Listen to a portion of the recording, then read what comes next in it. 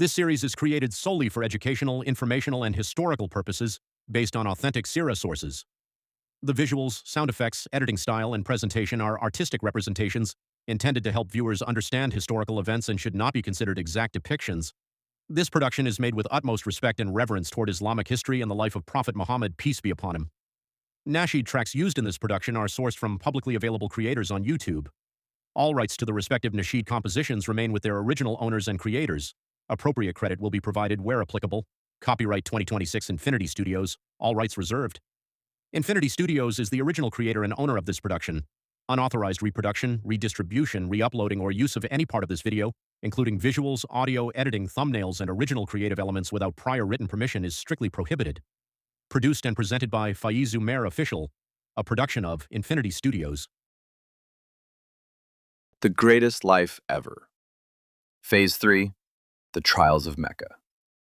Chapter 1, The Public Call. Bismillahir Rahmanir Rahim. Assalamu alaikum wa rahmatullahi wa barakatuhu. आज हम सीरत रसूलुल्लाह सल्लल्लाहु अलैहि वसल्लम के एक निहायत अहम मरहले में दाखिल हो रहे हैं। एक ऐसा लम्हा जिसने मक्का की खामोश फ़ज़ा को बदल दिया। एक ऐसा ऐलान जिसके बाद तारीख़ ने नया रुख इख्तियार किया।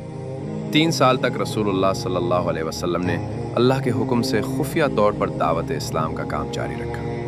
दार अरकम में ईमान की शमा रोशन होती रही। चंद खुश नसीब दिल इस्लाम की रोशनी से मुनव्वर होते रहे। लेकिन अब वक्त आ चुका था कि हक़ की आवाज़ खुलकर बुलंद की जाए। अल्लाह ताला ने अपने महबूब नबी सल्लल्लाहु अलैहि वसल्लम को हुक्म दिया और अपने करीबी रिश्तेदारों को डराया।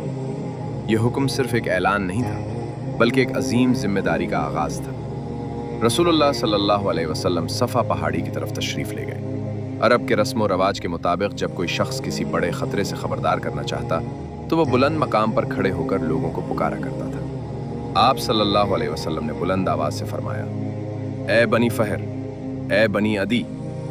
कुरैश के मुख्तलिफ ख़ानदान जमा होने लगे। लोग हैरान थे कि मोहम्मद सल्लल्लाहु अलैहि वसल्लम ने सबको क्यों जमा किया है। जब सब लोग जमा हो गए तो आप सल्लल्लाहु अलैहि वसल्लम ने फरमाया, अगर मैं तुम्हें ये खबर दूं कि इस पहाड़ के पीछे एक लश्कर मौजूद है जो तुम पर हमला करने वाला है, तो क्या तुम मेरी बात पर यकीन करोगे?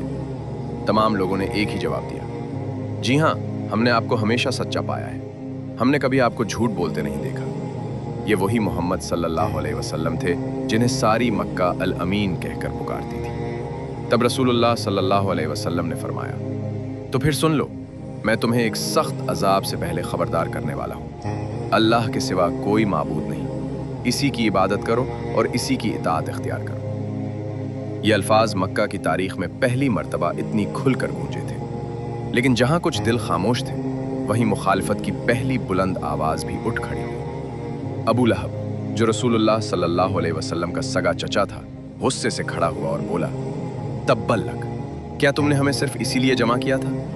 यानी तुम्हारा बुरा हो, क्या तुमने हमें इसी बात के लिए बुलाया था? ये रसूलुल्लाह सल्लल्लाहु अलैहि वसल्लम के खिलाफ खुली मुखालिफत का आगाज़ था। लेकिन अल्लाह ताला ने अपने महबूब सल्लल्लाहु अलैहि वसल्लम को तन्हा नहीं छोड़ा। इसी मौके पर सूरह लहब नाजिल हुई। तब्बित यदा अबी लहब व तब। अबू लहब के दोनों हाथ टूट गए और वो खुद हलाक हो गया। ये ऐलान था कि हक का रास्ता आसान नहीं होगा। दावत इस्लाम अब खुफिया कमरों से निकलकर मक्का की गलियों तक पहुंच चुकी थी।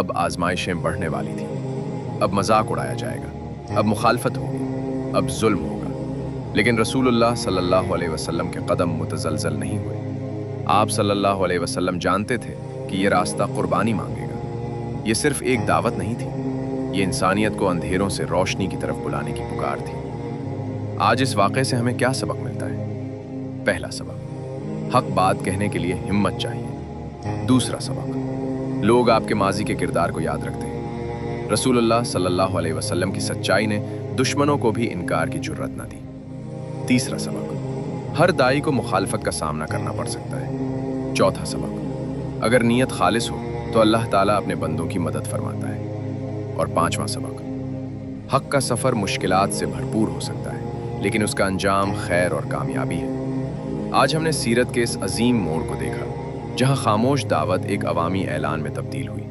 और ये तो सिर्फ आगाज़ था। आने वाले अबवाब में हम देखेंगे कि किस तरह कुरैश की मुखालफत शिद्दत इख्तियार करती है और अहले ईमान सब्र व इस्तिकामत की लाजवाल मिसालें कायम करते हैं। اگر آپ کو یہ سلسلہ پسند آ رہا ہے تو اسے دوسروں تک ضرور پہنچائیں تاکہ زیادہ سے زیادہ لوگ رسول اللہ صلی اللہ علیہ وسلم کی سیرت سے رہنمائی حاصل کر سکیں۔